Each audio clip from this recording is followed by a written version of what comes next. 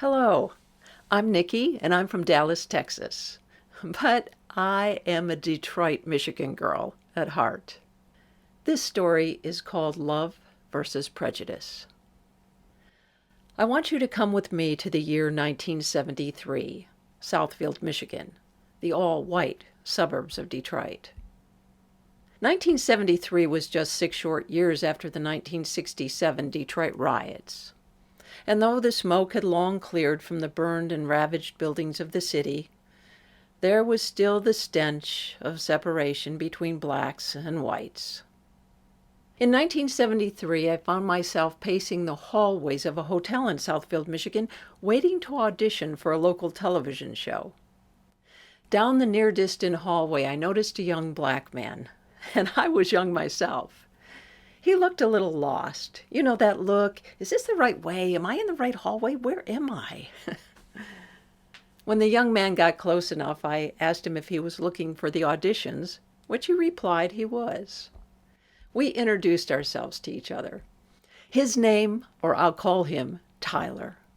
Tyler and I struck up an incredible conversation. You would have thought we had been friends for years. We talked about the neighborhoods we grew up in, where we went to high school, where we were thinking of going to college, and we talked about our acting and our big hopes and dreams for the future.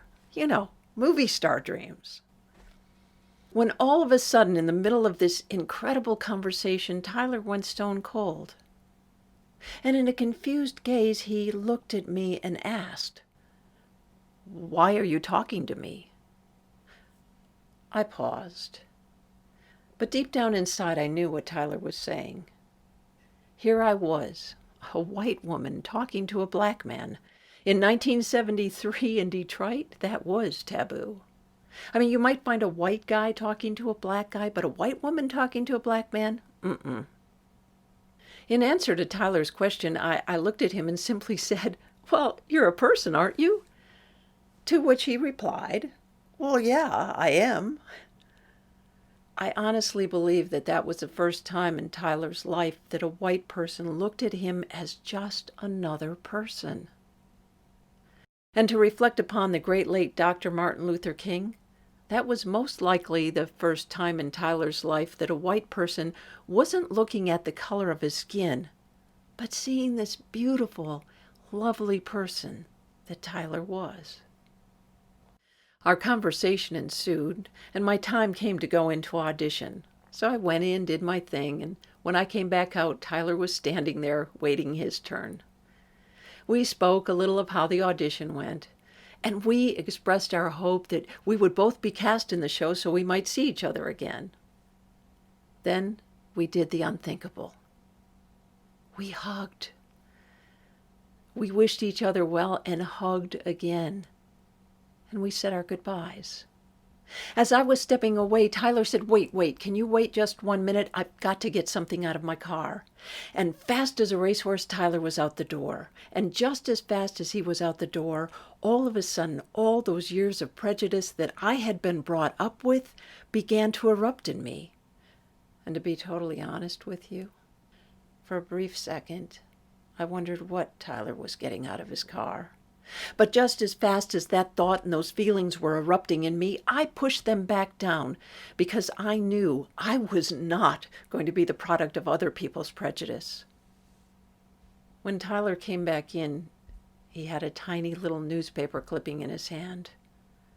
You could tell by the way he held it, it was something he cherished.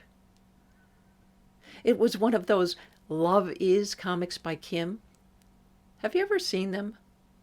They used to come in the newspaper every week.